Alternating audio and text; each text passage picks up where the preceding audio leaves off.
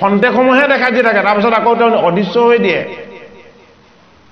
তেওঁৰ লগত আলাপে হৈ থাকিব তেওঁ দেখা পায় নেথাকে এটা বিভূতিৰ কথা কৈ আছে অৰ্জুনে শুনি আছে কিন্তু কৃষ্ণক দেখা নাই এই যুদ্ধলৈ আহোঁতে জয় কৰি আনিলো গীতা ক'বৰ সময়ত তোমাৰ চৰণ দেখিলো আৰু তুমি কথা কৈ থাকোঁতে তোমাক নেদেখা হৈ গ'লো কি হ'ল এই কি হ'ল এই কৃষ্ণ নিৰাকাৰ আকাৰেই নাই কেনেকৈ দেখিব হয়নে বাৰু গুণত থাকিলেহে তেওঁক দেখা পাব কৃষ্ণ নিৰ্গুণ তেতিয়া অৰ্জুনে কৈছে যে হে কৃষ্ণ এই তোমাৰ কথাখিনি শুনি মোৰ এনেকুৱা লাগিছে যে তুমি কিনো কৈছা কিনো বুজাইছা মই একো ততেই ধৰিব পৰা নাই তুমি এবাৰ কৈছা ময়েই তুমি আকৌ এবাৰ কৈছা তুমিয়েই মই নিজৰ ফালে চালে নিজক দেখো তোমাক নেদেখো তুমি কথা কৈ থাকে আছা মোৰ লগত কথা পাতি আছা শুনি আছো অথচ আকৌ মই তোমাক দেখা পোৱা নাই এইটো কি কথা তোমাক কেনেকৈ দেখিম এতিয়া কৈছে মোৰ বিভূতিবিলাক চোৱা সেইবিলাকত মই আছো কি চাবলৈ ক'লে বিভূতিবিলাক চোৱা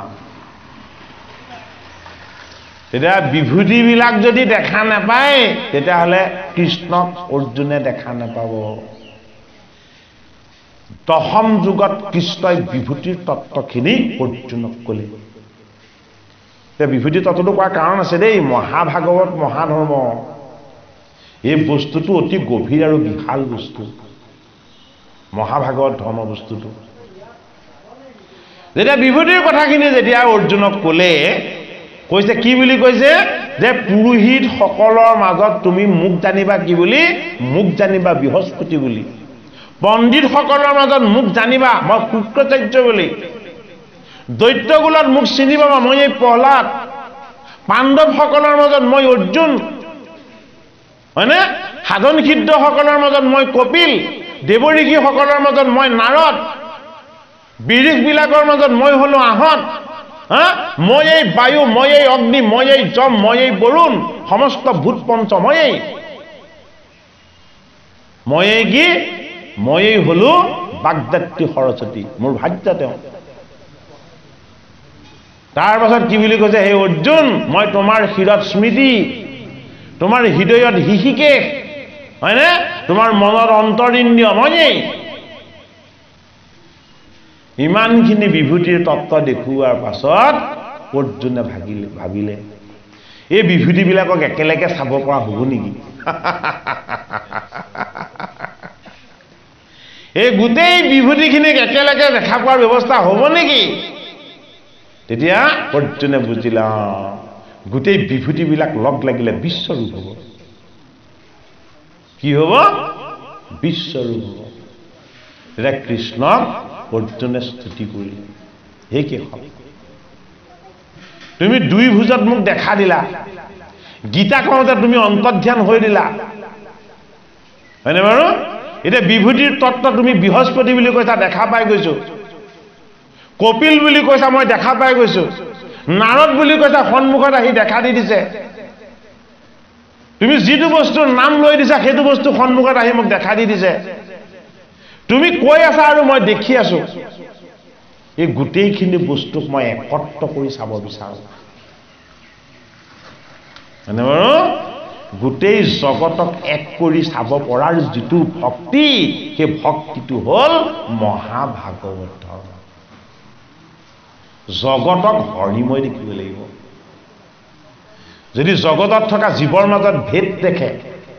পাৰ্থক্য দেখে হয়নে তেতিয়াহ'লে ইয়াৰ নিৰ্গুণ ভূপতি নহয় অভেদ্য ঈশ্বৰ দৰ্শন হ'ব লাগিব গুৰুজনাই কিমান শুদ্ধ ধৰ্ম এটা আমাক দিছে সমস্ত প্ৰাণীকে দেখিবেক আত্মসম বুলি কৈছে ইয়াতকৈ শুদ্ধ বিচাৰ কি লাগে হয়নে বাৰু সমস্ত প্ৰাণীক যদি আত্মসম দেখে তেতিয়াহ'লে আমাৰ কাজিয়া লাগিব জানো নিজে নিজৰ লগত কাজিয়া কৰে জানো গতিকে একত্ৰত যদি আমি উপনীত হ'ব পাৰোঁ তেতিয়াহ'লে আমাৰ মাজত কোনো বিবাদ নাথাকিব তেওঁ অৰ্জুনক কি কৰিলে ভগৱান কৃষ্ণক ক'লে হে মোৰ গুৰু হে ঈশ্বৰ মই যদি চাবৰ যোগ্য হয় মই যদি চাবৰ কাৰণে শক্তি সামৰ্থ্যৰ যোগ্য হয় তেতিয়াহ'লে আপুনি মোক কৃপা কৰি বিশ্বৰূপটো দেখা দিয়ক তেতিয়া ভগৱান কৃষ্ণই অৰ্জুনক ক'লে হে অৰ্জুন তোমাৰ বিশ্বৰূপ দৰ্শনৰ যি ইচ্ছা জাগিছে এই ইচ্ছাটো বৰ ভাল বস্তু কিন্তু এই দুটা চকুৰে তুমি সেই দৃশ্য চাব নোৱাৰিবা বোলে কি হ'ব বোলে তোমাৰ চকু অন্ধ হৈ যাব এই দৃশ্য চাবলৈ হ'লে অৰ্জুনেতো ভবা নাই ঈশ্বৰৰ বিশ্বৰূপটো যে ইমান ডাঙৰ ভয়ংকৰ তেতিয়া অৰ্জুনে ভগৱান কৃষ্ণক ক'লে হে কৃষ্ণ মই হৈ নাচাওঁ তুমি হৈ চাব বিচাৰো তুমি যে কৈছিলা যে তুমিয়েই মই বুলি তুমি যে কৈছিলা গীতাত ময়েই তুমি বুলি গতিকে এইবাৰ তুমি অৰ্জুন হৈ মোক দেখুৱাব নালাগে এই অৰ্জুনৰ মাজত তুমি হৈ দৰ্শন কৰা তেতিয়া কি হ'ল অৰ্জুনক দিব্য দৃষ্টি দিলে এই দিব্য দৃষ্টিটো ক'ত আছে মহাভাগৱত ধৰ্মত আছে মহাভাগৱত ধৰ্মত ভগৱন্ত কৃষ্ণৰ আশীৰ্বাদ ৰূপী দিব্য দৃষ্টি আছে অৰ্জুনক দিব্য দৃষ্টি যেতিয়াই দি দিলে অৰ্জুনে চকু দুটা মুদি দিলে আৰু মুদি দিয়াৰ লগে লগে গোটেই ব্ৰহ্মাণ্ডখন তেওঁ কপি থকা দুলি থকা দেখিবলৈ ল'লে চকু মুদিলতহে দেখিছে কিন্তু চকু মেলিলত দেখা নাই আকৌ দিব্য চক্ষু দিয়া আছে মানে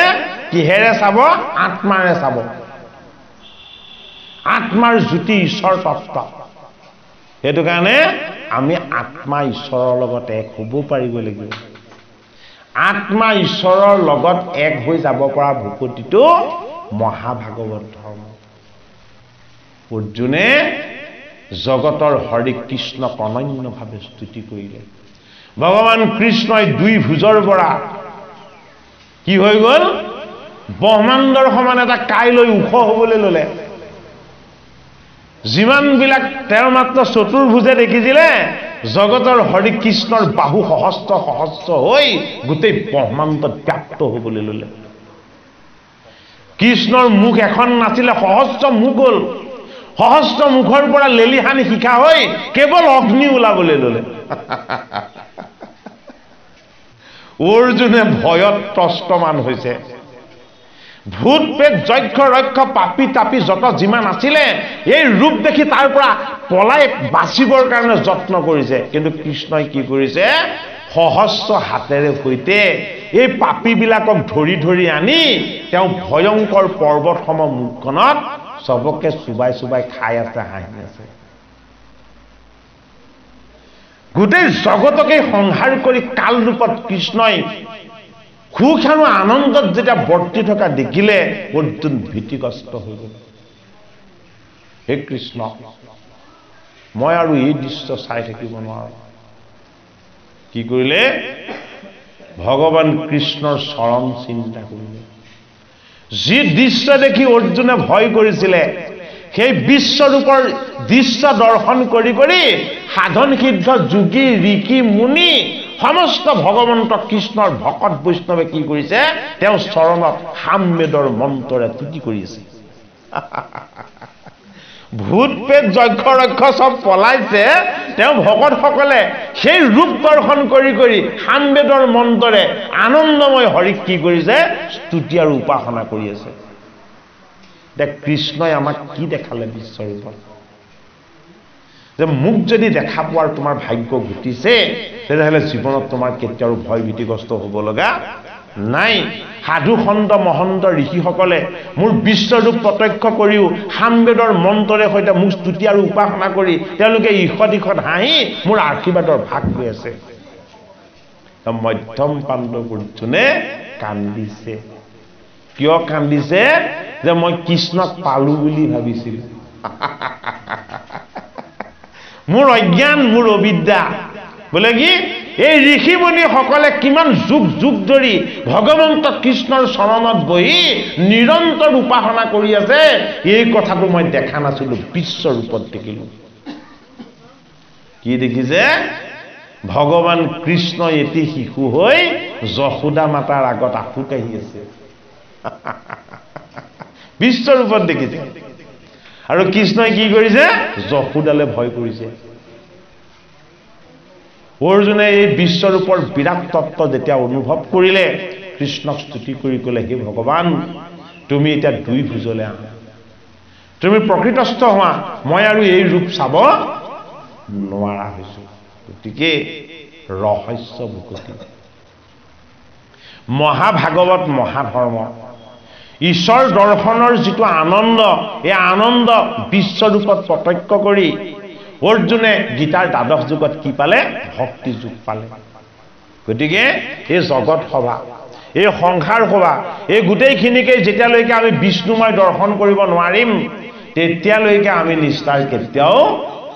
নেপাম ই কথা কৈছে এইটো কাৰণে একাদশ স্কন্ধৰ কথাখিনি ৰহস্য কোনে জানে নৱজন সিদ্ধই জানে কোনে জানে দেৱঋষি নাৰদে জানে কোনে জানে কপিল মুনিয়ে জানে আৰু কোনে জানে উদ্ধৱে জানে কোনে জানে বিদুৰ আৰু মৈত্ৰেয়ই জানে তাৰ বাহিৰে একাদশ জনাৰ ব্যৱস্থা মনুষ্যৰ নাই এইটো কাৰণে এই কথা শ্ৰৱণ কীৰ্তন আৰু মননৰ যোগেদি আমি যে নৰতনু এটা পালো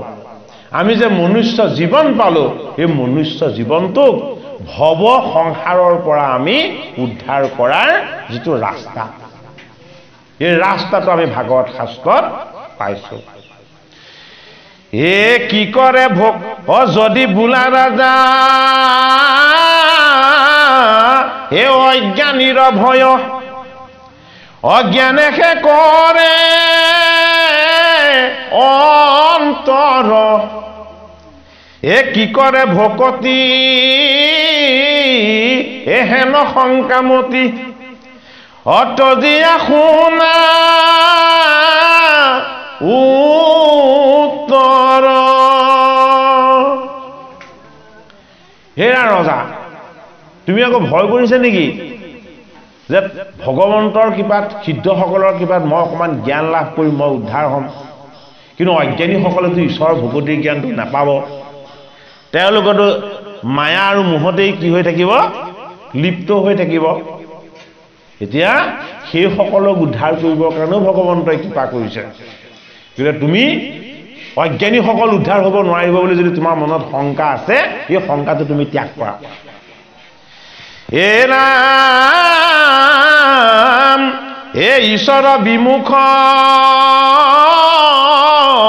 এ হুৱে যিটো নৰ অধৰে বিষ্ণু মাক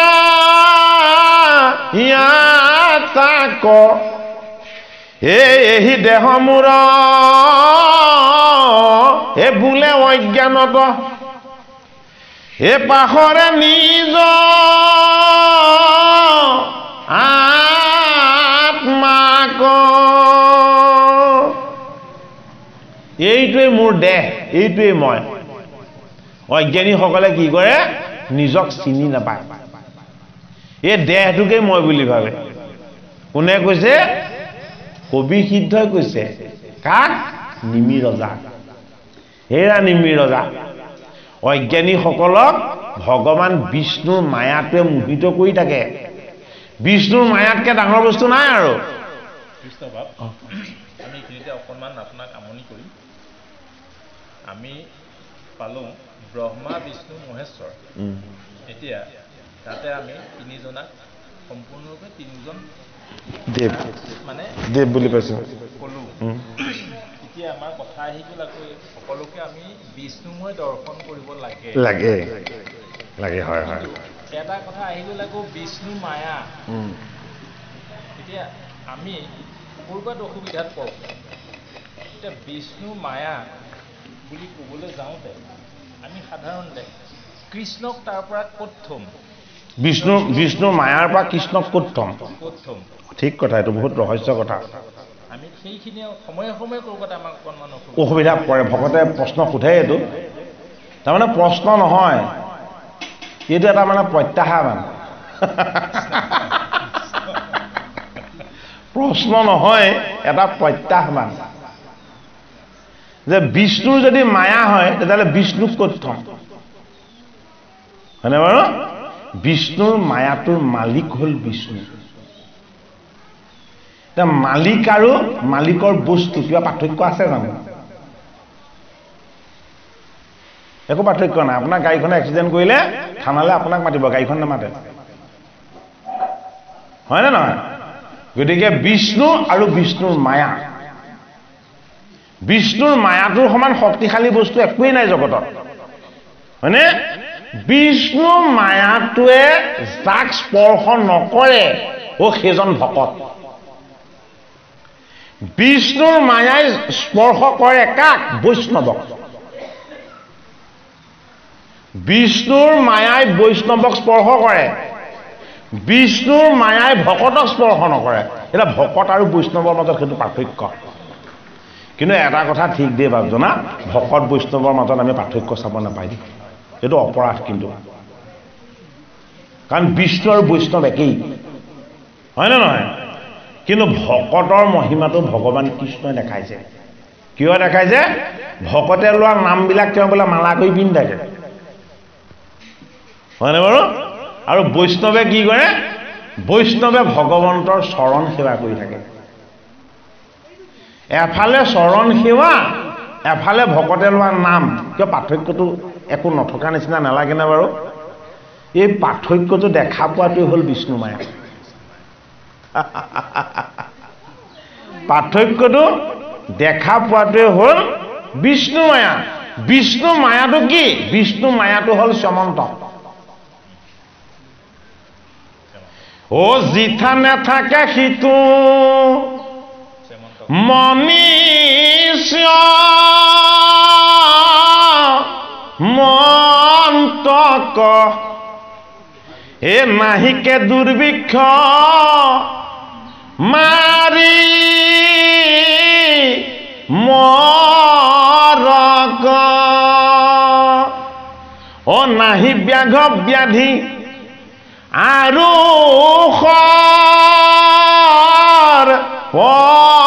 ভয়,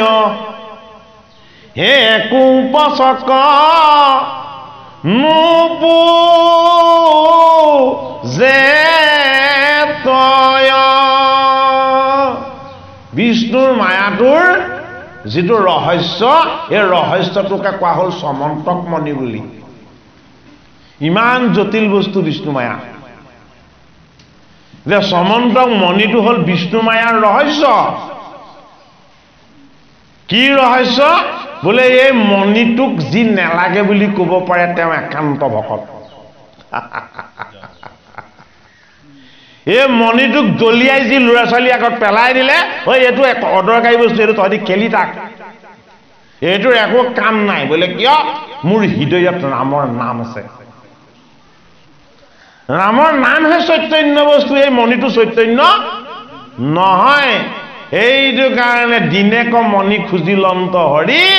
নিদিলা সত্তা জিতে গ্ৰহ কৰি। অহংকাৰটো আঁতৰ হ'ব লাগিব বুলি কৈছিলে না আমাক। মোৰ বুলি মালিক বুলি যিটো অহংকাৰ, এই অহংকাৰটো কি হ'ব লাগিব? দূৰ হ'ব লাগিব। অহংকাৰটো থাকিবই, কিয়? এইটো বিষ্ণুৰ মায়া শক্তি। জগত চলাবলৈ হলে ভগৱন্ত কৃষ্ণই তেওঁ মায়া শক্তিৰে চলায়। জগতক প্ৰতিপাল কৰে বিষ্ণু ৰূপত, জগত চলাই তেওঁ মায়া শক্তিৰে। এইটো কাৰণে মায়াৰ শক্তিটো যদিও মিছা, এই শক্তিটোক জীৱই অস্বীকাৰ কৰিব নোৱাৰে। সেইটো কাৰণে মায়াটো জড়, চৈতন্য কি? চৈতন্য হ'ল কৃষ্ণ। চৈতন্য কি? কৃষ্ণৰ নাম। সেইটো কাৰণে কি হ'ল? এই মণিটো প্ৰথমতে সত্তাজিতক দিলে। কোনে দিলে? সূৰ্যই দিলে। সূৰ্য ভক্ত আছিলে, হয়নে? সত্তাজিতক মণিটো কিয় দিলে? যে তুমিতো মোৰ মালিকক নেদেখা। সূৰ্যৰ মালিক কোন? সূৰ্যৰ মালিক কৃষ্ণ। তুমি মোকে ভগৱান বুলি ভাবিছা, কিন্তু মোৰ মালিককতো দেখা নাই। এই মণিটো লৈ লোৱা, এইটোৰ পৰা তোমাৰ অহংকাৰ হ'ব, আৰু অহংকাৰটো দূৰ কৰিবলৈ মোৰ মালিক আহিব। তেতিয়া তোমাৰ কৃষ্ণ দৰ্শন হ'ব। প্ৰত্যক্ষভাৱে কৃষ্ণ কোনেও দৰ্শন নাপায়, হয়নে? কৃষ্ণক দৰ্শন পাবলৈ বিষ্ণুৰ মায়া লাগিব তত্ত্বটো সত্ৰাজিতে মণিটো পালে মণিটো পোৱাৰ পাছত কি হ'ল মণিটো পোৱাৰ পাছত সত্ৰাজিতৰ সংসাৰৰ প্ৰতি বিৰাগ আহি গ'ল কেৱল সূৰ্যৰ নাম লৈ সূৰ্যক উপাসনা কৰে স্তুতি কৰে যে তুমিয়ে আত্মা তুমিয়ে জ্যোতি তুমিয়ে মোক প্ৰতিপালন কৰি আছা কি হৈ গ'ল আত্মাৰ শক্তিৰে সৈতে পৰমাত্মা কেনেদৰে তেওঁ বিলীন হৈ গ'ল যে তেওঁ পাৰ্থিৱ সম্পত্তিবিলাকত দৃষ্টি নিদিয়া হ'ল ঈশ্বৰ সম্পত্তিৰ ঐশ্বৰ্য বাঢ়িবলৈ ল'লে সেইটো কাৰণে কৈছে অষ্টভাৰ কোন চবে বুলি হয়নে বাৰু জিথানে থাকে সিটো মণি সমন্তক নাহিকে দুৰ্ভিক্ষ মাৰি মৰক এই দুৰ্ভিক্ষ মাৰি আৰু মৰক এইকেইটা বিষ্ণুৰ মায়া য'ত বিষ্ণুত ভকুতি আছে তাত সেই মায়া নেথাকে হয়নে জীৱৰ লগত ৰোগ ব্যাধি থাকিবই এইটো জীৱৰ ধৰ্মই হয়নে বাৰু গতিকে আমি বুজিব লাগিব শাস্ত্ৰই আমাক কি সিদ্ধান্ত দিব বিচাৰিছে হয়নে যে এক কৃষ্ণদেৱক যদি আমি বুজিবলৈ হয় কৃষ্ণক প্ৰত্যক্ষভাৱে কোনেও বুজিব নোৱাৰে তে কৃষ্ণক বুজিবলৈ কি কৰিব লাগিব গুৰুত ভগৱন্ত ঈশ্বৰৰ পৰিচয় ল'ব লাগিব গুৰুত ভগৱন্ত বস্তুৰ পৰিচয় লৈ ভকতৰ সংগত ভগৱন্ত বস্তুক বুজিব লাগিব নিসংগ হৈ কিন্তু ভগৱানক ভজাটো শাস্ত্ৰই কোৱা নাই সৎসংগৰ দ্বাৰা আমি ভগৱন্তক যদি ভজো তেতিয়া কি হ'ব বিষ্ণুৰ মায়াৰ পৰা ভকতিৰ বলত মুক্ত হ'ব লোভটো কমিব আত্মসংযম বাঢ়িব জ্ঞান বৈৰাগ্য আৰু ভক্তি বাঢ়িব ভগৱন্তৰ কৃপাত কি হ'ব আত্মসন্তুষ্টি লাভ কৰিব আত্মসন্তুষ্টিটোকে কি বুলি কোৱা হৈছে ঈশ্বৰ সন্তুষ্টি বুলি কোৱা হৈছে ভাবজনা ইমানতে এৰিছো দেই হা এ হোৱে জ্ঞান শূন্য এ কোনে পাপ পুণ্য এ কৰিতে নপা ৰে খাৰ এ বিষয় ব্যাকুল এ সম্যকে বাতুল এ নুগুছে জাত নাতাৰ কবিহিতই কৈছে যে ভগৱন্তৰ মায়াত যিজন মোহিত হৈ থাকে তাৰ দুখ নুগুছে তাৰ দুখৰ কেতিয়াও অন্ত নহয় বোলে দুখবিলাক ক'ৰ পৰা উৎপত্তি হয় দুখবিলাক তাৰ অজ্ঞানৰ পৰা উৎপত্তি হয় এটা কি বুলি কৈছে যে ঈশ্বৰৰ বিমুখ হৈ যিটো নৰে ধৰে বিষ্ণু মায়া তাক ঈশ্বৰৰ বিমুখ হোৱাজনকহে বিষ্ণু মায়াবিলাকে খেদি ফুৰে আৰু কি বুলি কৈছে এই বিষ্ণুৰ মায়াৰ কাৰণে তেওঁক ধাৰণ কৰা আত্মাক নেদেখে তেওঁ নিজৰ দেহটোকে আচল বস্তু বুলি ভাবি লয় কিন্তু দেহটোৰ কি আছে দেহটোক ধাৰণ কৰা ঈশ্বৰ আছে এই কথাটো তেওঁ অনুভৱ কৰিব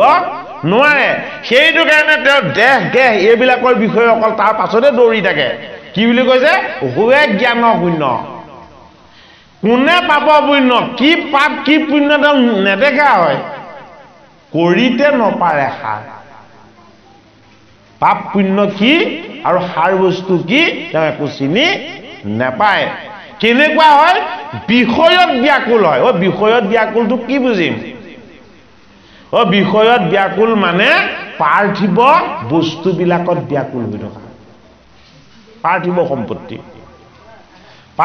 সম্পত্তিত ব্যাকুল হৈ থকাটো কি বুলি কৈছে বিষয়ত ব্যাকুল সম্যকে বাতুল বোলে কি পাৰ্থিৱ সম্পত্তিৰ পাছত যিমানে ধাপমান হ'ব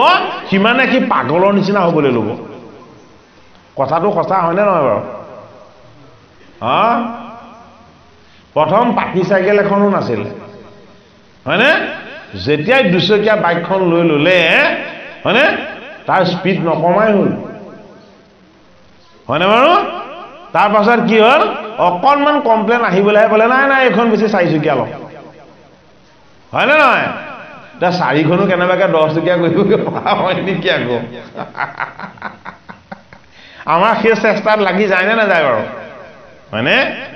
সম্পত্তি কিহৰ কাৰণে লাগে জীৱনটোক বৰ্তাই ৰাখিবৰ কাৰণে লাগে আৰু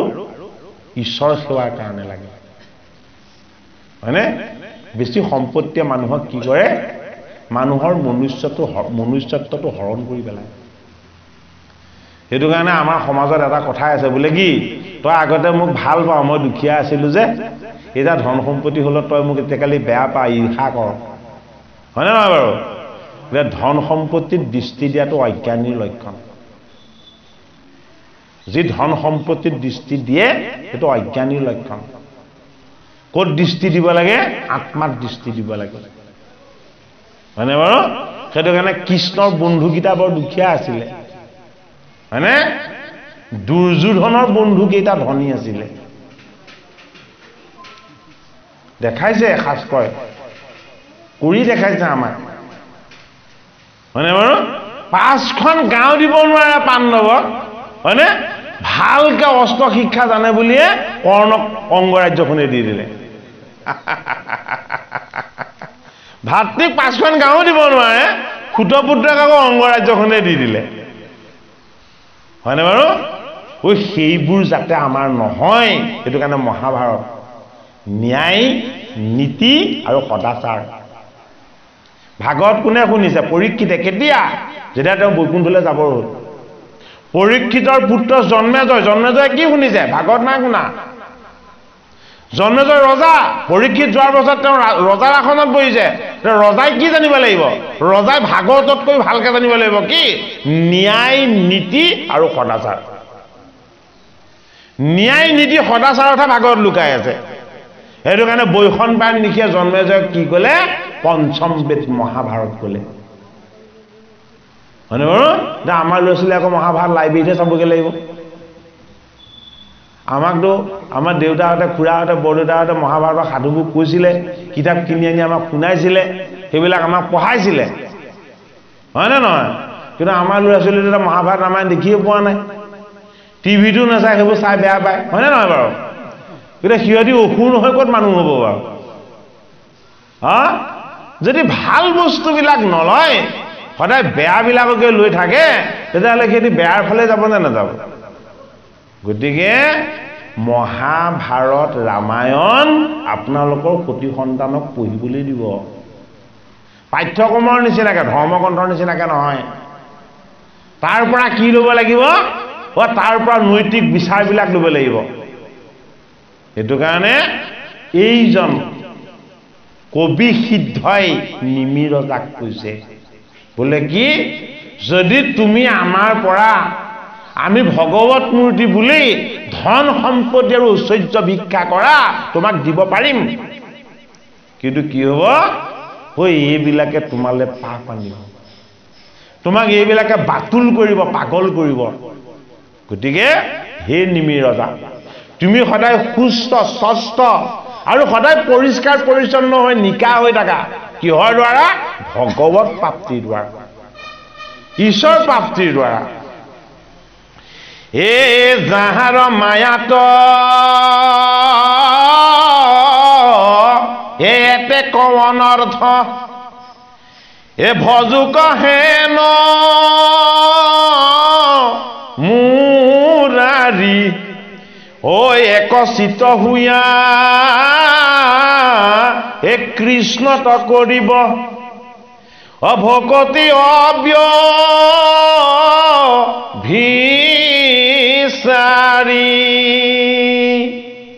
এ জাত বুদ্ধি আছে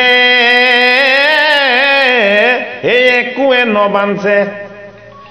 এক কৃষ্ণ মাত্ৰ জানে হে উপদেশনাতা হে যিটো গুৰু থাকে এ তান্তে হৰিবুলি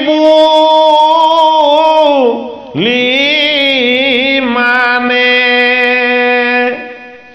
এ যিটো ভকতক হে মায়া এৰি আহে এ প্ৰমাণ পাৱে মনত এ চাৰে আনকাম এ নেৰে গুণ নাম এ উপদাৰতি কৃষ্ণত এ হেনবা বুলিবা এ বিষয়ী লোকৰ এ আছে দম্ভয় হংকাৰ এ শিখবৰ কোনে এ হৈবে কৃষ্ণত এ ভকতি অব্যভিচাৰ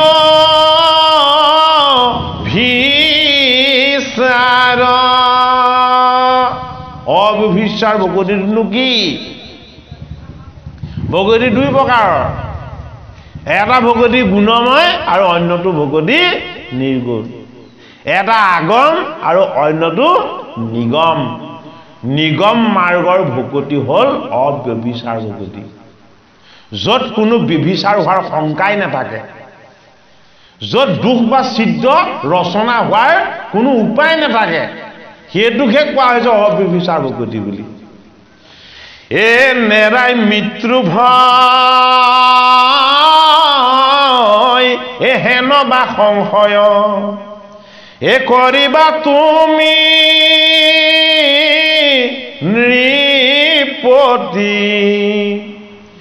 এ শুনিও মহন্ত এ ইহাৰ সিদ্ধান্ত এ তোমাক কহো সম্প্ৰতি এ যতেক বিষয় এ সবে মায়াময় এ মনেকে কৰে প্ৰকাশ এ পুত্ৰ দ্বাৰা ধন এ সবেও সপোন এখনে কতে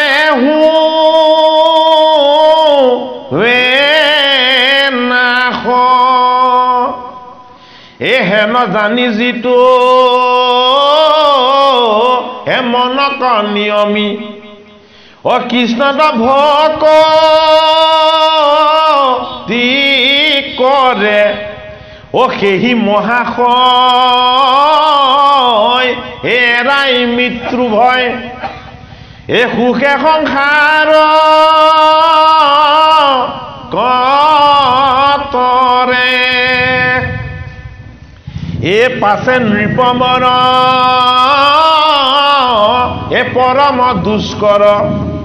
এ শুনিলা কৰ্ম ভকতি অযোগীৰো দুৰ্গম এ মনক নিয়ম অকৰিবে কাৰ ভকতি মাথা চপৰাই গুণে নিমিৰাই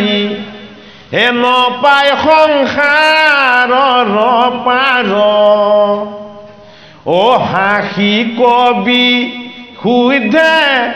ভুলন্তে নিপ্ৰতি এ চিন্তা কৰা পৰিহাৰ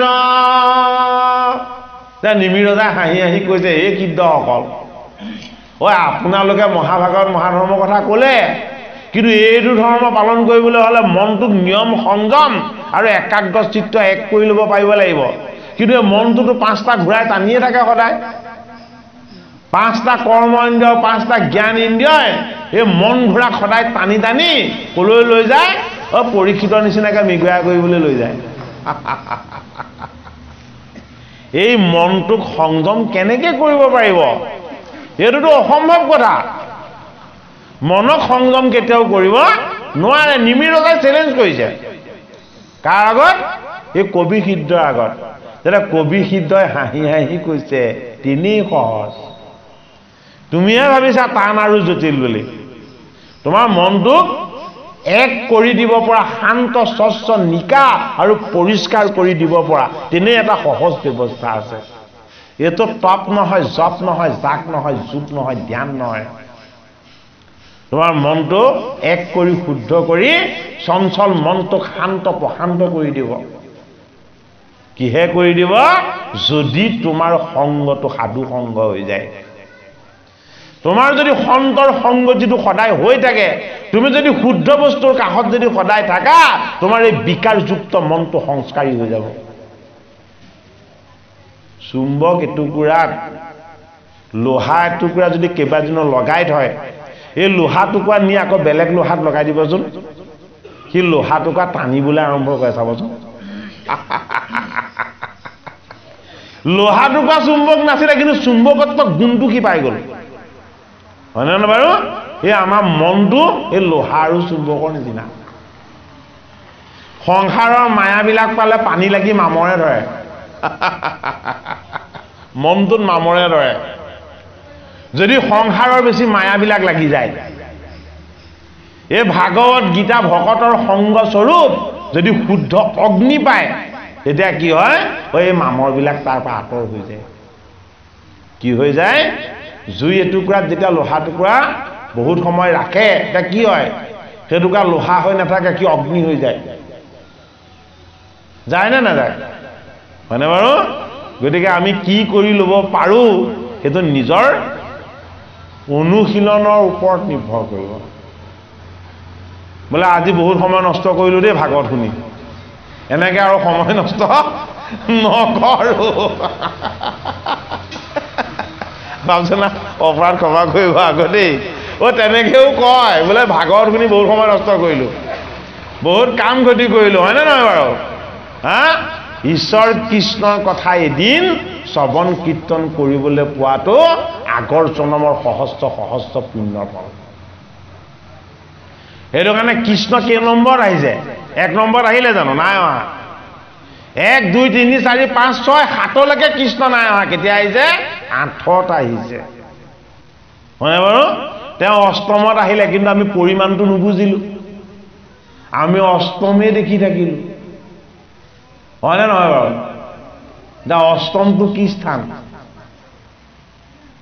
অষ্টমটো ঈশ্বৰ কৃষ্ণৰ স্থান, হয়নে? আৰু অষ্টমটো কাৰ স্থান? ভগৱান কৃষ্ণৰ বৈষ্ণৱৰ স্থান। স্থানটো কৃষ্ণইও এৰি দিয়া নাই আৰু ভকতলৈও এৰি থোৱা নাই। তেওঁ মই যিটো স্থানত ৰাখিম, মোৰ বৈষ্ণৱো সেইটো স্থানতে থাকক। সেইটো কাৰণে কৃষ্ণ অষ্টম পুত্ৰ দৈৱকী আৰু ভীষ্ম অষ্টম পুত্ৰ গংগা। দৈৱকীৰ অষ্টম আৰু গংগাৰ অষ্টম, হয়নে নহয়? মুঠ পৰিমাণ কিমান? 16,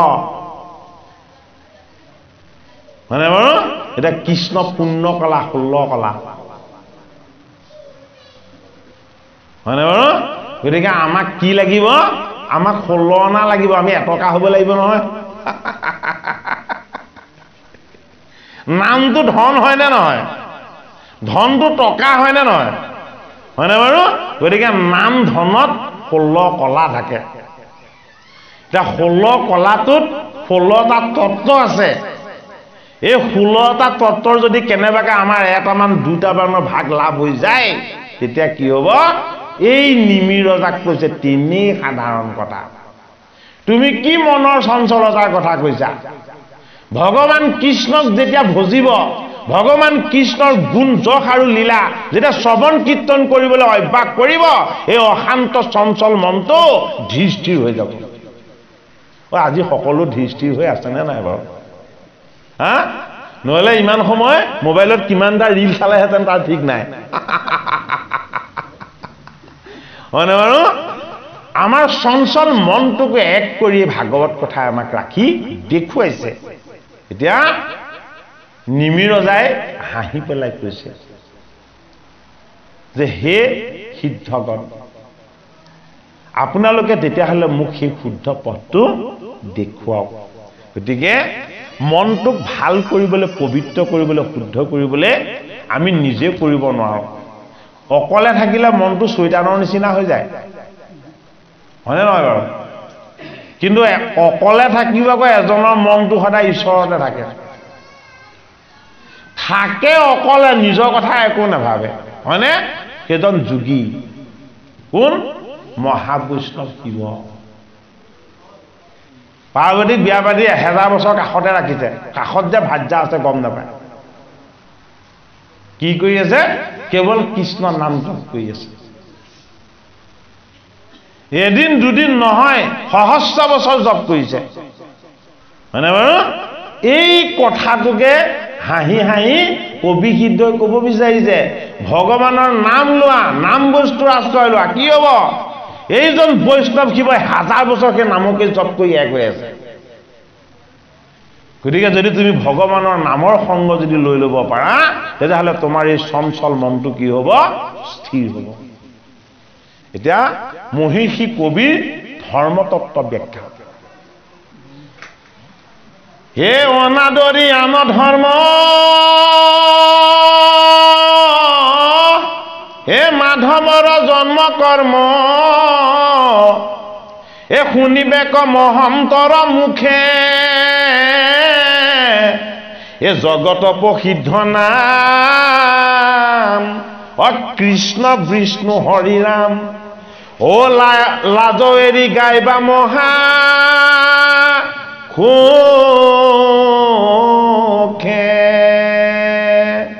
উত্তৰটো দিলে নে মনটো ইমান চঞ্চল মই কেনেকৈ ইয়াক শান্ত কৰিম এই অশান্ত মনটোক চঞ্চল মনটোক মই কেনেকৈ বশ কৰিম এতিয়া কবি সিদ্ধই উত্তৰ দিছে নিমি ৰজাক হেৰা নিমি ৰজা তেনেই সাধাৰণ কাম এটা কৰিলে হ'ল জটিল নহয় কিন্তু আমাৰ কাৰণে টান হয়নে বাৰু সিদ্ধসকলৰ কাৰণে তেনে সাধাৰণ কাৰণ তেওঁলোক বৈকুণ্ঠৰ পাৰিষদ নহয় কিন্তু আমাৰ সংসাৰীসকলৰ কাৰণে সেইটো বৰ জটিল কি বুলি কৈছে যে তুমি অনাদৰ নকৰিবা কি অনাদৰ নকৰিবা তুমি ঈশ্বৰ কৃষ্ণৰ ভকতিটোক অনাদৰ নকৰিবা আদৰ কৰিবা হয়নে অনাদৰ কি কৰিবা অনাদৰ কৰিবা আন ধৰ্মবিলাক অনাদৰি আন ধৰ্ম আন ধৰ্মবিলাকক তুমি আদৰ নকৰিবা কিহক হৃদয়ত বহুৱাই ল'বা মাধৱৰ জন্ম কৰ্ম মাধৱৰ জন্ম কৰ্মটো কি বুলি কৈছে মাধৱ মহাপুৰুষে মহাধৰ্ম বুলি কৈছে কিন্তু এইটো মহাধৰ্ম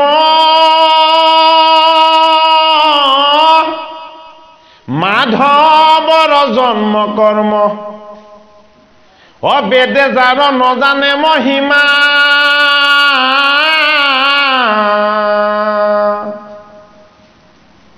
নাম ধৰ্মৰ মহিমাটো ইমানেই চাৰ বেদে তাৰ মহিমাই নাজানে বেদ মানে কি বেদ মানে জ্ঞান জ্ঞান মাৰ্গত যজ্ঞ কৰ্মকাণ্ড এইবিলাক নাম ধৰ্মটো কি নাম ধৰ্মটো হ'ল নিৰ্গুণ ভক্তি মাৰ্গ এই হৰি নাম কীৰ্তনত মিলে মুখ্য আদি যত কীৰ্তন সুখৰ নাহি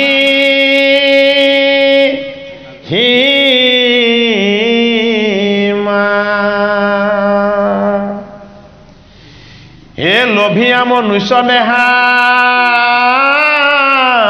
আনত এৰিয়া স্পৃহা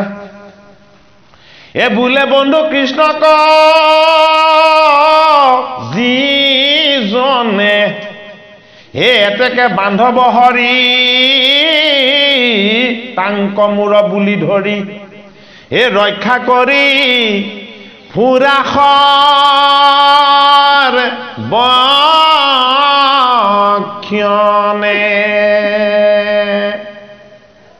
হে ৰাণী ৰজা তুমি মনুষ্য দেহটো যে পাইছা এইটো তুমি লোৱা নহয় ঈশ্বৰে দিছে তোমাক নহলে 84 লক্ষ জুনিত তুমি কিমান বাৰ ভ্ৰমণ কৰিলা তুমি নিজে নাজানা বহুত পুণ্যৰ বলত এইবাৰ তোমাক হৰি সেৱা কৰিবৰ কাৰণে এই মনুষ্য দেহটো দিছে গতিকে এই দেহটোক সত্য বুলি নাভাবিবা কাক সত্য বুলি ভাবা এই দেহটোক চলাই থকা ঈশ্বৰক সত্য বুলি ভাবা ঈশ্বৰক যদি তুমি সত্য বুলি ভাবিব পাৰা তেতিয়াহ'লে কি হ'ব তুমি এই পাৰ্থিৱ বস্তুবিলাকক বন্ধু কৰি ল'ব নোৱাৰিবা কাক বন্ধু কৰি ল'বা আত্মা কৃষ্ণক তুমি বান্ধৱ কৰি ল'বা আত্মা কৃষ্ণক যদি তুমি বান্ধৱ কৰি ল'ব পাৰা এতেকে বান্ধৱ হৰি তাংক মূৰ বুলি ধৰি তুমি যদি কৃষ্ণৰ চৰণত ধৰা তেতিয়া কৃষ্ণই কি কৰিব জানা ঐ বোলে তোমাৰ পাছফালে হাতত চক্ৰ ধৰি ৰখি থাকিব তুমি তেওঁৰ চৰণহে বিচাৰিছিলা তোমাক দেৱদণ্ডধৰ হৈ তেওঁ তোমাক পিছৰ পৰা সদায় ৰখি থাকিব এটা ভকতক আগত ৰাখি ভগৱাননো চক্ৰ ধৰি কিয় পাছত থাকে তত্ত্বটো কি হয়নে বাৰু ভকতৰ বোলে আগত বোলে ভগৱান নাথাকে ভকতৰ পাছতহে ভগৱান থাকে কি তত্ত্ব এইটো গীতাৰ ৪ৰ্থ স্কন্ধত শিৱদক্ষৰ বিৰোধত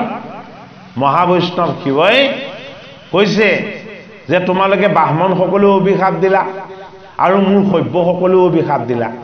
ইকুলে সিকুলক দিয়াৰ ভিতৰত অভিশাপেই দিলা আৰু একো নিদিলা হয়নে বাৰু কিন্তু এইখিনি কৰ্তা মোৰ হৰিয়েই কৰিছে যে নন্দীভিংগীয়ে সুধিছে যে আপোনাৰ হৰিজননো ক'ত আছে আমাৰ লগত বোলে তোমালোকৰ প্ৰত্যেকৰ লগতে আছে তোমালোকে দেখা নাই পোৱা নাই যে শিৱই হৰি কোন ঠাইত আছে নন্দীভিংগীক দেখুৱাই দিছে খালি আমি আপোনালোকক নেদেখুৱাওঁ বেয়া নাপাব দেই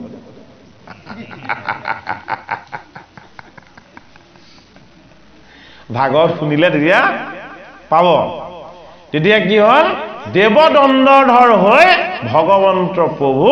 প্ৰত্যেকৰে পাছতে চক্ৰ ধৰি ৰৈ আছে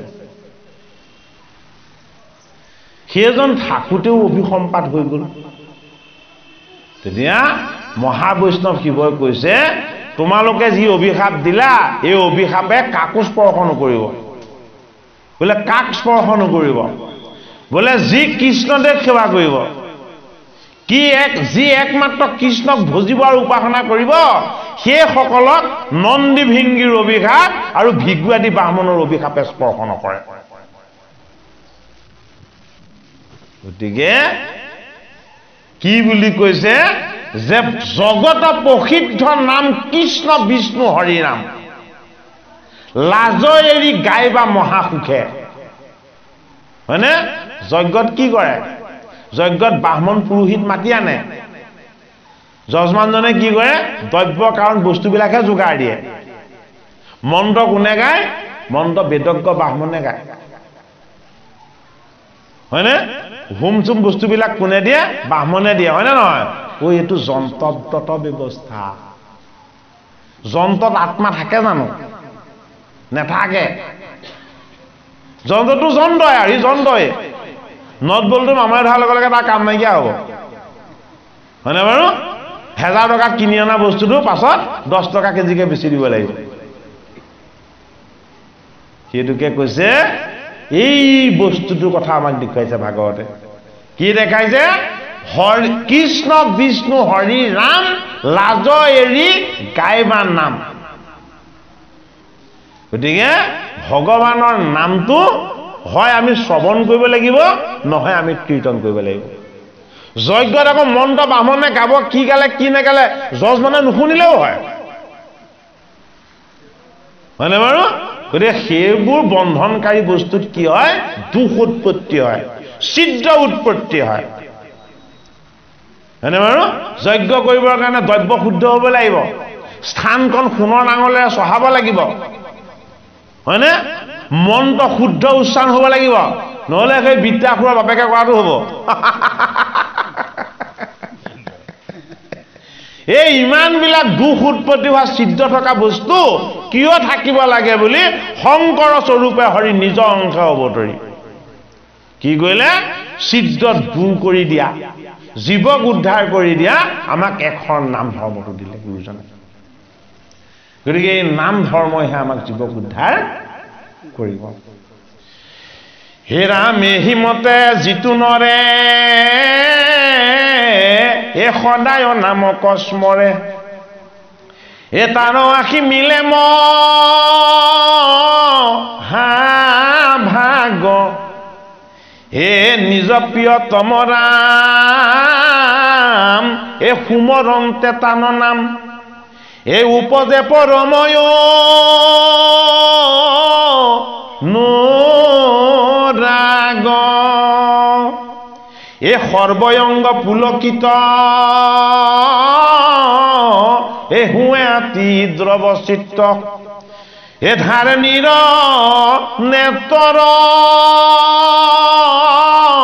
নিগরে এ প্রেমে ঘর্ম যায় জ্বলি এ হাত প্রাণ কৃষ্ণ বুলি ও পৃথিবীত পরিয়া বাগরে এ কত থাকে মনে ধরি এ ভকতর বৈশ্য হরি এ জানি হেন মনত আকলি এ বুঝিয়া কৃষ্ণ রচিত এ হুয়া মাতি কিত কিত এ কত হাসি তুলে লখলি এতিয়া সিদ্ধসকলে কেনেকে সপেম ভুকুটি কৰে বুজাই দিছে বোলে আমি যেতিয়া কৃষ্ণৰ গুণ কীৰ্তন আমি যেতিয়া গোটেই কেইজনে শ্ৰৱণ কীৰ্তন কৰোঁ আমি কৃষ্ণৰ নাম গুণ গাই গাই আমি মাটিত বাগৰি বাগৰি কান্দি পৰোঁ কোনে সিদ্ধসকলে বোলে কি হৈ যায় বোলে কৃষ্ণৰ চৰণৰ ধূলি বালি আমাৰ গোটেই কায় বাক্য মন সকলো শুদ্ধ কৰি দিয়ে আৰু কৃষ্ণক পোৱাৰ আনন্দত কি হৈ যায় আমাৰ চকুৱেদি চকু পানী বুবুলে আৰম্ভ কৰে তেনে সপেম ভুকুটি কোনে কৰিব পাৰে নৱজন শীত পায় সেইটো কাৰণে তেওঁলোকক ৰজাক ক'ব পাৰিছে তেনেকে যে আমাক যে বৈকুণ্ঠত নি তেওঁৰ লগত পাৰিষদ কৰি যে লৈছে আমাৰ অন্তৰংগা ভকতি সপেম ভকতি এই সপেম ভকতিৰ সংগত আমি কেতিয়াও ত্যাগেই কৰিব নোৱাৰো আৰু সেইটো কাৰণে হে নিমি ৰজা তোমাক কি সপেম ভকতিৰ কথা দিছো গতিকে তুমি কি কৰা তুমি সুধিছিলা মোক মহাভাগৱত মহাধৰ্ম কি এই ধৰ্ম কেনেকে কৰিব আৰু তোমাক আমি কৰি দেখাইছো চোৱা এই কৃষ্ণৰ কথা কওঁতে আমাৰ সকলোৰে চকুৱেদি চকু পানী খৰখৰকে বৈ আহিছে নিমি ৰজাই তেতিয়াহে গম পাইছে যে মই যজ্ঞ কৰিছিলো তপ কৰিছিলো কিন্তু এই সিদ্ধসকলৰ দৰে ভক্তি কৰিব পৰা নাই এ কত প্ৰেমৰ ৰসে ভুলি হে মোৰ প্ৰাণ কৃষ্ণ বুলি এ পৰম আনন্দে গলে বান্ধে হে এটকাল ব্যৰ্থ নিলো এ মাধৱক নজানিলো এ কত সুকে গেৰি পাৰি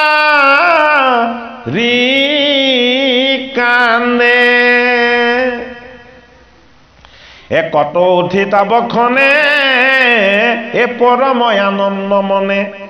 অ কৃষ্ণ কৃষ্ণ বুলি ৰে গেৰি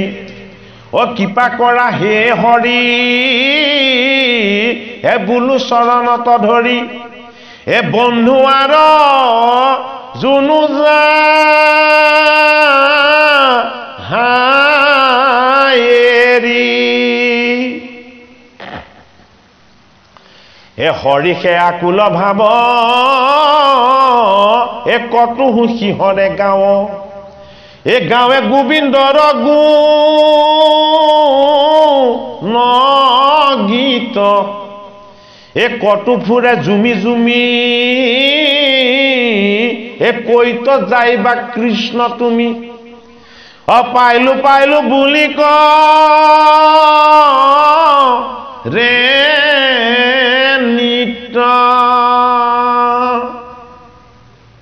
অ কৃষ্ণ গাহে যেন ধৰে এই সংসাৰক নুকুমৰে ও এটা কালক গাহ আৰু এটা কৃষ্ণ গাহ কৃষ্ণ গাহটোৱে কাক ধৰিছে এই নৱজন সিদ্ধক ধৰি আছে আৰু কালক গাহটোৱে কাক ধৰি আছে গজেন্দ্ৰক ধৰি আছে অষ্টম স্কন্ধ হে চিত্তেনেৰে চক্ৰপাণী এ বোলে ও লৌকিক বাণী এ হৰি ৰসে হুয়াম হামত এ বৈষ্ণৱ বুলুক মুক এ কপতি দাম্ভিক লোক ও হেন বাব দেখায়া লোকত এ নুহিকে তাহাৰ মত এ যিটো মহাভাগৱত ও তাংক পালে তৰে ত্ৰী জগত এতিয়া নিমিৰ ৰজাক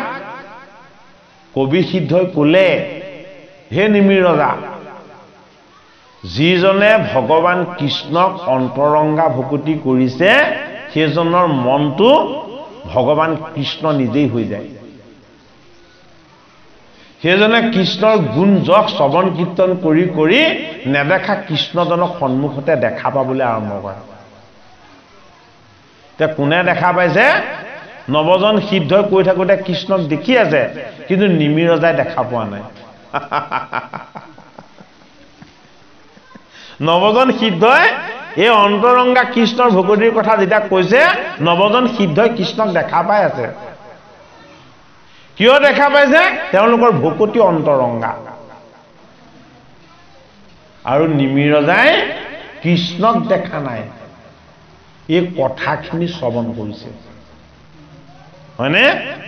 এইখিনি কথা যদি শ্ৰৱণ কেইবাবাৰো কৰি দিয়ে তেতিয়া নিমিয়েও দেখা পাব আমি আগতে যে কৈছিলোঁ লোহাটোকাও চুম্বক হৈ যাব হয়নে বাৰু সেইটো কাৰণে মাজত গেপটো থাকিব নালাগিব ভগৱানৰ লগত যদি আমি এক হ'ব নোৱাৰো তেতিয়াহ'লে ভগৱানৰ চৰণ ক'ত পাম ভগৱানৰ চৰণৰ স্পৰ্শ কৰিবলৈ তেওঁ বৰ ধুনীয়া জোতা এযোৰ পিন্ধি থাকে ভৰিৰ অত্যন্ত অলংকাৰবাদী পিন্ধি থাকে বোলে কি মোৰ ভকতে তাতে মোৰ চৰণখন ডাইৰেক্ট চুই দিব নোৱাৰে হয়নে বাৰু এতিয়া প্ৰত্যক্ষভাৱে ভগৱানৰ চৰণ চোৱাৰ ব্যৱস্থাটো নাই এইটো কাৰণে প্ৰত্যক্ষভাৱে তেওঁ চৰণ চুইছিলে কোনে যেতিয়া সৰসজ্জাত শুই আছিলে পিতামহ ভীষ্মই কৃষ্ণ আছিলে 1 কিলোমিটাৰ আঁতৰত আৰু ভীষ্ম আছিলে 1 কিলোমিটাৰ আঁতৰত কৃষ্ণক দেখাৰ লগে লগে ভীষ্মই চৰণ স্পৰ্শ কৰি দিলে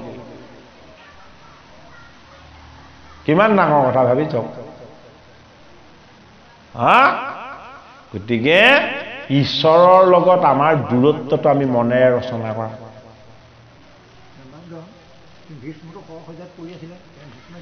সেইটোকেতো কৈছো কৃষ্ণৰ চৰণ চুই দিলে কোনে দেখিলে পাণ্ডৱে দেখা নাইতো দেখিছে ঋষিসকলে সাধুসকলে সন্তসকলে মহন্তসকলে চাৰণগণে কিন্নৰগণে আৰু কি কৰিছে ভীষ্মলে পুষ্পবৃষ্টি কৰিছে কিয় ভীষ্মক পুষ্পবৃষ্টি কৰিলে যি কৃষ্ণৰ চৰণ আমিও চুবলৈ পোৱা নাই হে পিতামহ ভীষ্ম হে বৈষ্ণৱ তুমি সৰসজ্জাত শয়ন কৰি থাকোঁতেই কৃষ্ণৰ চৰণ স্পৰ্শ কৰি দেখুৱাই দিলা গতিকে ভীষ্মই কিয় স্পৰ্শ কৰিব পাৰিলে ভীষ্ম গংগাৰ পুত্ৰ আছিলে গংগা মানে ভক্তি আগৰ জন্মত কোন আছিলে বিভা নামৰ বসু আছিলে লগত ভকতিৰ সংস্কাৰ আছে হয়নে গতিকে কৃষ্ণৰ চৰণ স্পৰ্শ কৰিবলৈ আগৰ জনমবিলাকৰ সঞ্চিত পুণ্য এই জনমৰ পিতৃ মাতৃৰ সঞ্চিত আশীৰ্বাদ গংগাৰ পুত্ৰ তেওঁ হয়নে অষ্ট শিক্ষা কাৰ ওচৰত লৈছে বিষ্ণুৰ ওচৰত লৈছে পৰশুৰামৰ ওচৰত হয়নে বাৰু গতিকে সেইজন ভীষ্মই কৃষ্ণৰ চৰণ সৰসজ্জাত থাকোঁতেই স্পৰ্শ কৰি দিলে কিয় কৰিব পাৰিলে কৃষ্ণ যেতিয়া পাণ্ডৱক লৈ আহিছে তেতিয়া ভীষ্মই মনেৰে ভাবিছে হে কৃষ্ণ জীৱনৰ আটাইতকৈ ডাঙৰ পুণ্যৰ ভাগটোৱে তুমি আজি মোক দিবলৈ আনিছা কি দিবলৈ আনিছা যিটো পুণ্য মই এই জনমত পাম বেলেগ জনমত আৰু পোৱাৰ কোনো ব্যৱস্থা নাই তে কি পুণ্যটো পালে পাণ্ডৱক কৃষ্ণৰ পৰিচয় কৰাই দিলে এই পাণ্ডৱক কৃষ্ণৰ পৰিচয় কৰাই দিয়াৰ কাৰণে কৃষ্ণৰ চৰণত প্ৰত্যক্ষভাৱে স্পৰ্শ কৰিব পাৰিলে অৰ্থাৎ যিজনে ভকতক ভগৱানৰ পৰিচয় কৰাই দিব পাৰে যিজনে ভকতক ভগৱানক দেখুৱাই দিব পাৰে সেইজনে ভগৱানৰ চৰণ প্ৰত্যক্ষভাৱে স্পৰ্শ কৰিব পাৰে এই কবি সিদ্ধই সেই কথাটোকে নিমিৰতাক একাদশ স্কন্ধত কৈছে হে ৰাম এ হৰিষে আকুল ভাৱ এ কত সুখীহৰে গাঁও এ গাঁৱে গোবিন্দৰ গুণ গীত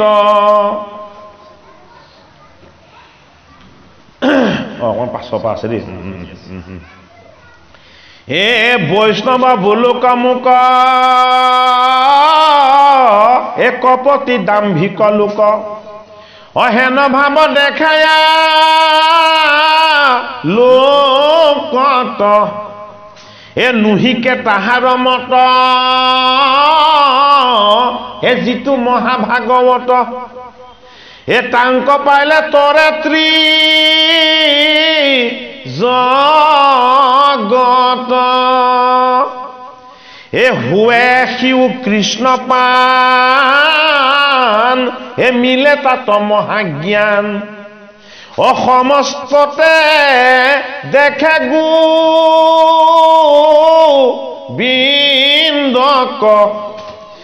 আকাশ পৃথিৱী জল এ জ্যোতি বায়ু ৰসাতল এ নদী নদ চৌদিশ সতক এ যতলতা তৰুতৃণ এ কাহাকো নেদেখে ভিন্ন এ শৰীৰ বুলি মানে এ সবাকো প্ৰণাম কৰে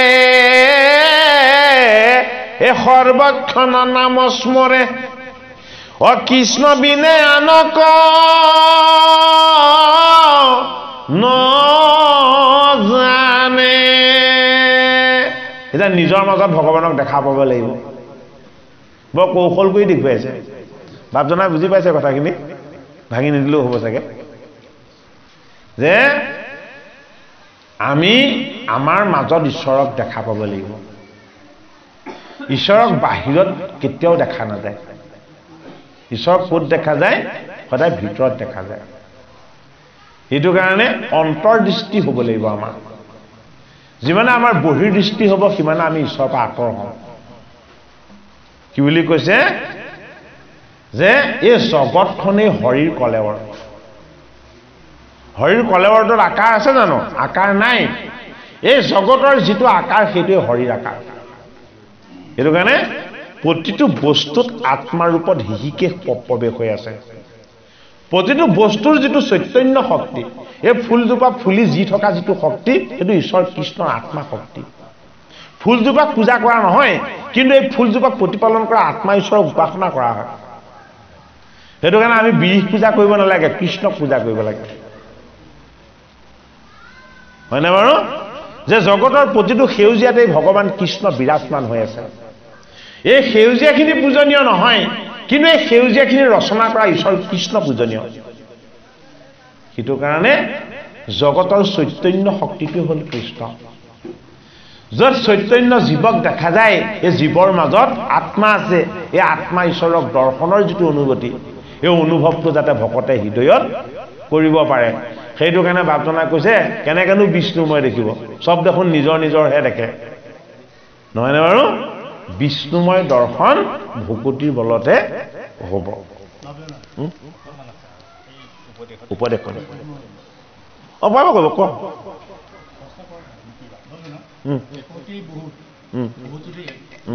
কম বাৰু হয়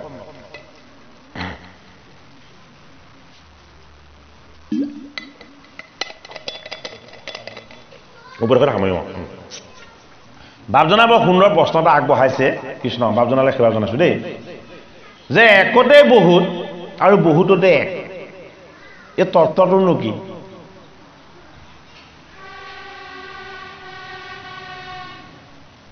একতে বহুত আৰু বহুততে এক আমাৰ এই দেহত নৱখণ্ডাৰ আছেনে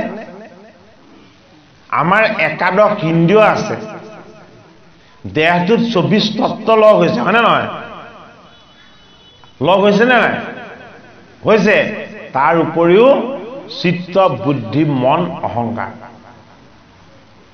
এই গোটেইখিনি লগ লাগি এখন গাঁও হ'ল নে নহ'ল বাৰু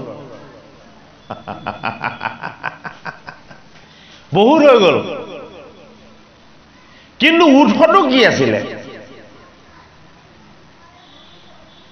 উৎসটো কি আছিলে উৎসটো আছিলে ঈশ্বৰ আত্মা মই আত্মাৰ পৰাই তিনিটা বস্তুৰ উৎপত্তি হৈছে কি উৎপত্তি হৈছে মই আত্মাই ৰচনা কৰিছো তিনি গুণময় মায়া সত ৰজ তম মই কি আছিলো মই আছিলো ৰহস্যৰ তত্ত্ব সেইটো কাৰণে মোৰ নামটো কি আছিলে নামটো প্ৰথম মহত্ব আছিলে এক মহত্ব এই মহত্বৰ পৰা উৎপত্তি হ'ল তিনি গুণময় অহংকাৰ তিনি গুণ অহংকাৰৰ পৰা 10টা পুত্ৰৰ উৎপত্তি হ'ল হয়নে বাৰু এই পুত্ৰৰ পৰা কি হৈছে এই তিনি গুণময় অহংকাৰৰ পৰা উৎপত্তি হৈছে জীৱ সেইটো কাৰণে এক আত্মা আত্মাত আশ্ৰয় লৈছে কোনে জীৱই জীৱ কি ঈশ্বৰৰ অংশ এই জীৱ আৰু আত্মা ক'ত বাস কৰি আছে এই পঞ্চভূতৰ দেহটোত এই পঞ্চভূতৰ দেহটো কি পৰা প্ৰকৃতি ই জন্ম হওঁতে সৰু হয় আৰু বৃদ্ধ সময়ত ই ডাঙৰ হৈ যায়গে হয়নে বাৰু সেইটো কাৰণে এই তত্ত্বটো একতে প্ৰতিষ্ঠিত আৰু একতে অন্ত বাপজনাই সোধা প্ৰশ্নটোৰ উত্তৰটো যে আমি এক ঈশ্বৰৰ অংশ এইটো আমাৰ একত্ব কিন্তু আমাৰ লগত তিনি গুণময় বৃত্তি আছে তিনি গুণময় মায়া আছে আৰু আমাৰ লগত কি আছে সংসাৰ বান্ধন আছে কেলে কৃষ্ণৰ পিতৃ মাতৃক জানো হাত আৰু ভৰিত শিকলি কংস লগাই লোৱা নাই মানে বাৰু পিতৃ মাতৃৰ ভৰিত শিকলি যদি নালাগে কৃষ্ণ নাহে সেই বহুত্বটো যিটো বহুত লগ হৈ যে কিবা এটা হৈছে এই বহুতখিনি কি এই বহুতখিনি এক ক'ত আশ্ৰয় লৈ আছে ভগৱন্ত কৃষ্ণত আশ্ৰয় লৈ আছে সেইটো কাৰণে আদিতেও তুমি আছিলা বৰ্তমানো তুমি আছা আৰু শেষতো কি থাকিবা তুমি থাকিবা এই জগতত সত্য কেৱল কি সত্য হ'ল কেৱল আত্মা পৰমাত্মা ঈশ্বৰ আৰু তাৰ আনন্দটো কি তেওঁ নিৰাকাৰ আকাৰযুক্ত নহয় ঈশ্বৰ আনন্দময় এইটো কাৰণেই যে ঈশ্বৰ আকাৰযুক্ত নহয় ঈশ্বৰ গুণযুক্ত নহয় বহুতৰ এইটো বিৰাট এটা ডাঙৰ প্ৰশ্ন যে ঈশ্বৰ যদি নিৰ্গুণে নিৰাকাৰে আমি তেতিয়াহ'লে তেওঁক কেনেকৈ উপাসনা কৰিম আকাৰ শূন্য বস্তু তাৰতো উপাসনা নহয় হয়নে বাৰু আচলতে যিটো আকাৰ নাই যিটো নিৰাকাৰ সেইটো চৈতন্য যিবিলাক আকাৰ আছে আকাৰ থকা বস্তুবিলাক জড় আকাৰলৈ আহিলেই সি জড় হৈ যাব আকাৰৰ পৰা মুক্ত হৈ থকাটো চৈতন্য সেইটো কাৰণে আমি এই মুখবিলাক দেখিলে ভেদ দেখিব নালাগে এইবিলাক আমি বেলেগ বেলেগ চেহেৰা দেখিব নালাগে আমি কি দেখিব লাগে এওঁলোকক চৈতন্য কৰি ৰখা ঈশ্বৰজন যিজনে আমাক সকলোকে প্ৰতিপালন কৰিছে এই বিচাৰটো আহিব লাগে সেইটো কাৰণে নিমি ৰজাক কবি সিদ্ধই ক'লে যে তুমি সপেম ভগৱতীৰ আশ্ৰয় লোৱা তুমি কৃষ্ণৰ গুণ গান নৃত্য আৰু তেওঁৰ উপাসনা তুমি এনেকৈ কৰা যাতে তুমি কৃষ্ণৰ লগতে এক হৈ আছা এই কথাটো তুমি অনুভৱ কৰি লোৱা তোমাৰ লগত থকা বহুত্বখিনি একত লীন যাব ক'ত লীন যাব কৃষ্ণত লীন যাব সেইটো কাৰণে দ্বাদশ স্কন্ধত যেতিয়া পৰীক্ষিতে এই কথাখিনি আকৌ পৰীক্ষিতকে কৈ আছে দেই যদিও নাৰদ বসুদেৱ সংবাদ নাৰদ বসুদেৱ সংবাদটো কৈ আছে কাক গংগাৰ পাৰত পৰীক্ষিত পৰীক্ষিত নিপতিক কৈ আছে খালি পৰীক্ষিতে যেনেকে শুনিলে আমি তেনেকে শুনিব পৰা নাই পৰীক্ষিত সুকে যি কৈ আছে সব দেখি আছে সন্মুখত সুকে যিখিনি কৈ আছে ভাগৱতত পৰীক্ষিতে ধ্যানমগ্ন হৈ সকলো দেখি আছে যিমানবাৰ কৃষ্ণই নৃত্য কৰিছে বুলি কয় সিমানবাৰ কৃষ্ণই নাচি থকা দেখে গোপীবিলাকৰ কথা যেতিয়াই কৈছে যে বৃন্দাবনত গোপীসকলে কৃষ্ণক বিচাৰি হাবাথুৰি খাইছে আৰু পৰীক্ষিতে দেখিছে গোপীসকলক ক'ত বৃন্দাবনৰ তিন তৰু লতিকা সকলোতে স্পৰ্শ কৰি কৰি হে বিৰিক হে লতিকা হে তিন হে তৰু আমাৰ কৃষ্ণ ক'ত আছে দেখুৱাই দিয়া খুকে মুখেৰে কৈ আছে পৰীক্ষিতে চকুৰে দেখি আছে কিয় দেখিছে ভাগৱত কাৰণে দেখিছে পৰীক্ষিত ভাগৱত শুনিবৰ সময়ত কি হৈ গ'ল মহাভাগৱত হৈ গ'ল গতিকে আমি ভাগৱত কথা শ্ৰৱণ কীৰ্তন কৰি মহাভাগৱত মহাধৰ্মৰ যিটো মহিমা এই মহিমাটোক আমি অনুভৱ কৰিবলৈ অভ্যাস কৰিব লাগিব পৰীক্ষিতক দ্বাদশ স্কন্ধ ভাগৱতত সুখদেৱ ভগৱানে সুধিলে আপোনালোকে সুধিব নালাগে পৰীক্ষিতেই সুধিছে আমি পাইছিলো তুমি কৃষ্ণক ভগৱতী কৰা কৃষ্ণক ভগৱতী কৰিলে সকলো দেৱ দেৱী সন্তুষ্ট হয় সকলো দেৱ দেৱী সন্তুষ্ট হ'লে কৃষ্ণই পাব হয় হয় যে যেতিয়া দ্বাদশ স্কন্ধত পৰীক্ষিত নৃপতিক গুৰু ভগৱান সুকে আকৌ পুনৰ প্ৰশ্ন কৰিলে যে হে নৃপতি তোমাক মই ভাগৱত কৈ সমাপ্ত কৰিবৰ হৈ গ'ল তুমি তোমাক চিনি পালানে কি বুলি সুধিছে তুমি তোমাক চিনি পালানে এটা পৰীক্ষিতে কান্দি কান্দি হাঁহি হাঁহি কৈছে যে হে গুৰুজন আপোনাৰ দৰে ঈশ্বৰৰ চৰণ পোৱাৰ পাছত মই কিয় নিজক চিনি নাপাম তেওঁ নিজে চিনি পালি বুলি কোৱা নাই কিন্তু এইটোৱে ভাগৱতৰ মহিমা পৰীক্ষিতে নিজে নিজক চিনি পালো বুলি কোৱা নাই পৰীক্ষিতে কি বুলি ক'লে যে আপোনাৰ দৰে গুৰুৰ যেতিয়া মই চৰণ পালো মই কিয় নিজক চিনি নাপাম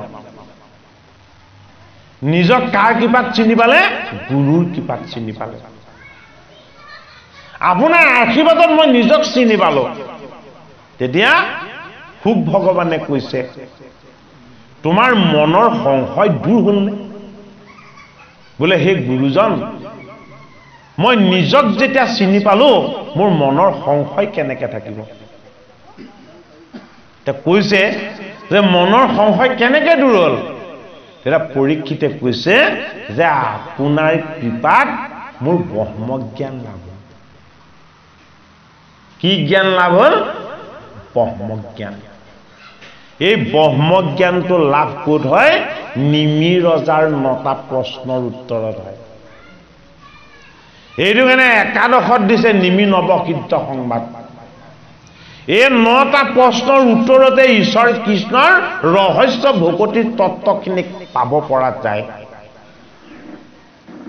সুখদেৱ ভগৱানে আনন্দেৰে আকৌ পৰীক্ষিতক প্ৰশ্ন কৰিলে হে নৃপতি যদিহে তোমাৰ মনৰ সংশয় এতিয়াও যদি তোমাৰ কিবা বাকী আছে তুমি মোক কোৱা মই দ্বাদশ স্কন্ধ ভাগৱত তোমাক আকৌ কম গুৰুজন কৃপাময় কিয় গুৰুজন কৃপাময় একমাত্ৰ গুৰু শিষ্যৰ সংশয় পৰিপূৰ্ণকে চেত নোহোৱালৈকে তেওঁক কেতিয়াও আধৰুৱা নকৰে মানে বাৰু সেইটো কাৰণে গুৰুজন দৈৱকী নন্দন কৃষ্ণ এটা কিছুমান গুৰু আছে কৃপাটো আধৰুৱা কৰে কিছুমান গুৰু আছে কৃপাটো আধৰুৱা কৰে তেওঁ যি থাকে কিন্তু শিষ্য জীয়াই নাথাকে এই আধৰুৱা কৃপাৰ আচাৰ্যজনৰ নাম হ'ল মহাভাৰতৰ কৃপাচাৰ্য। এইজন আধৰুৱা কৃপাৰ আচাৰ্য, মৃত্যু নহয় তেওঁ। সেইটো কাৰণে কৃপাচাৰ্য আজিও আছে, হয়নে বাৰু?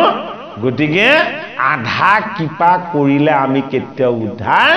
নহম। নৱসিদ্ধৰ সংবাদত পৰিপূৰ্ণ কৃপা হৈ গ'ল,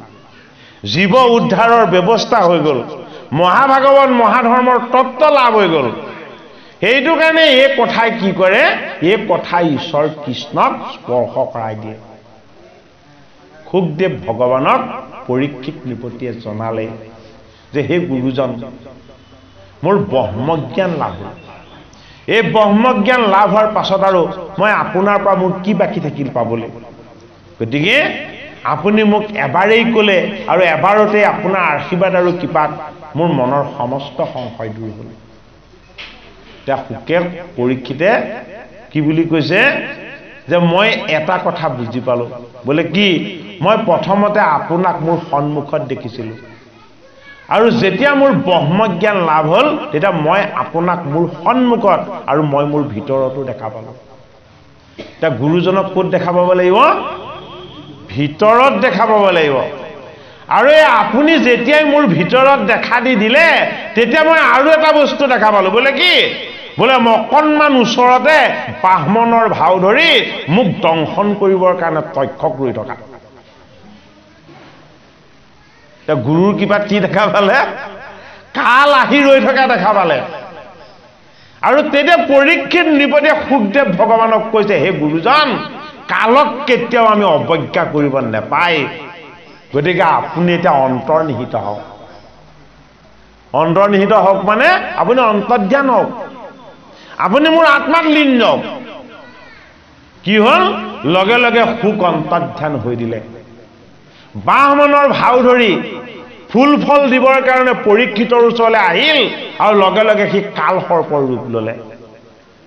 পৰীক্ষিত কি হ'ল? পৰীক্ষিত গুৰুৰ চৰণত কৃষ্ণ কৃষ্ণ ধ্বনিৰে এক হৈ গ'ল। নিথৰ দেহত জড়বস্তু কাল, জড়বস্তু সময় পৰীক্ষিতৰ চৰণত স্পৰ্শ কৰিল, কাল উদ্ধাৰ হ'ল। কিয়? বৈষ্ণৱৰ চৰণ স্পৰ্শ কৰিবলৈ পোৱাৰ কাৰণে। সেইটো কাৰণে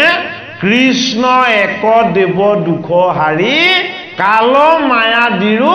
অধিকাৰী। পৰীক্ষিতৰ মৃত্যুটো মায়া আছিলে, এইটো পৰীক্ষিতে গম পালে। এই তথ্য কালো মিছা আছিলে, কৃষ্ণৰে ৰচনা আছিলে, এইটো জানিবলৈ পালে। পৰীক্ষিতে ব্ৰহ্মজ্ঞান লাভ হলত বুজিলে মই মোৰ ভগৱান সুখ আৰু মোৰ ঈশ্বৰ কৃষ্ণ আমি এক তত্ত্ব। আমি একত্বত যেতিয়ালৈকে লীন যাব নোৱাৰিম তেতিয়ালৈকে আমাৰ কেতিয়াও নিস্তাৰ নাই। ভাগৱত শাস্ত্ৰৰ ১১ স্কন্ধত জীৱ, প্ৰকৃতি আৰু ঈশ্বৰ এক তত্ত্ব কৰি দেখুওৱা হৈছে। কৃষ্ণ হে শুনা সভাসদ লোক,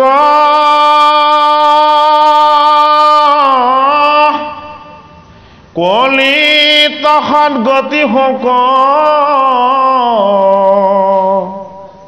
কৃষ্ণৰ কথাত দিয়া চিত, হে পৰম অমৃত ৰস, মাধৱৰ নাম যশ, অজানাই সে পৰলোক বিত,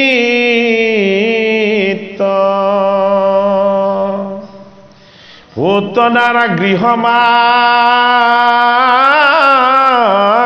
হে মিছায়া তয় অভিলাষ, এ সবে সপোনৰণী ধি প্ৰায়, যত দেখা ধন ধান, হে যাইবে যে দীক্ষণে প্ৰাণ, হে সংগে ক ৰতিও ন যায়, অশৰীৰো থাকিবে পৰি,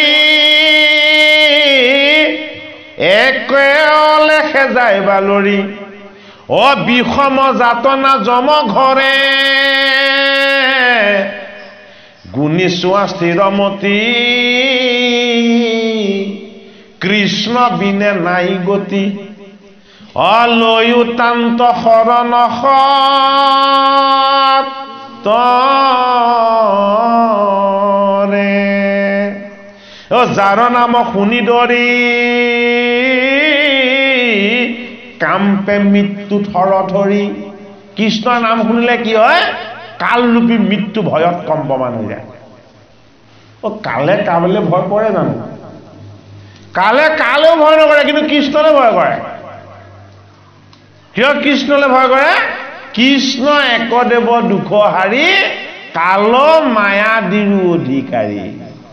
তেওঁ সেইবিলাকৰ মালিক কাৰণে ভয় কৰে হে ৰাম হে যাৰ নাম শুনি দৰি কাম্পে মৃত্যু থৰ ধৰি সুখে দুখে ধৰাতা ন নাম এ যদ্যপি নুগুণা মনে হে কৃষ্ণৰ কিংকৰে ভনে ও নিৰন্তৰে বোলাৰা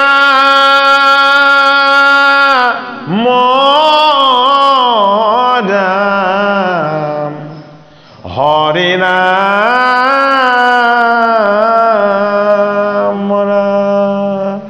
কি পালো বাপ সমস্ত আজ্ঞা লৈ আমি আসনত বহিছিলোঁ আপোনাৰ খবৰ আজ্ঞা আৰু আশীৰ্বাদ লৈ আমি এতিয়া আকৌ পাঠভাগ দোহাৰি কৰি লৈছোঁ কৃষ্ণ আজ্ঞা হৈছে নহয়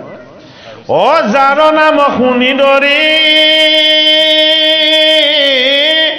কাম্পে মৃত্যু থৰ ধৰি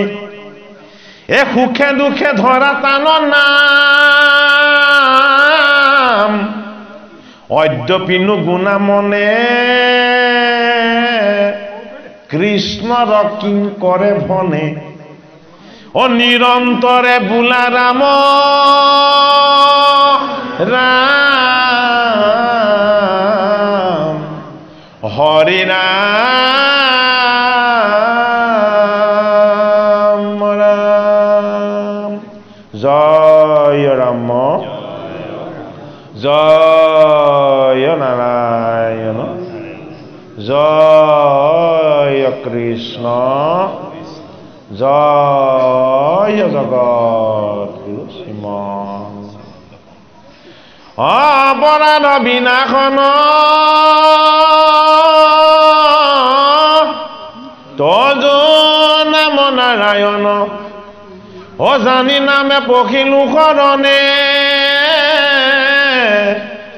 আনগতি নাহিকে মৰণে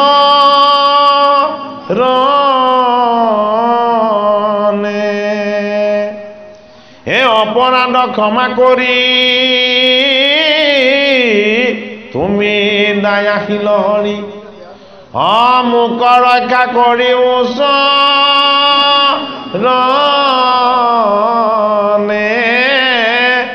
মোক ৰক্ষা কৰি ওচৰণে শ্ৰীমন্ত শংকৰ হৰি ভকতৰ জানা যেন কল্প তৰু তাহান্ত বিনাই নাই নাই নাই আমাৰ পৰম গুৰু ৰাম আমাৰ পৰম গুৰু হৰি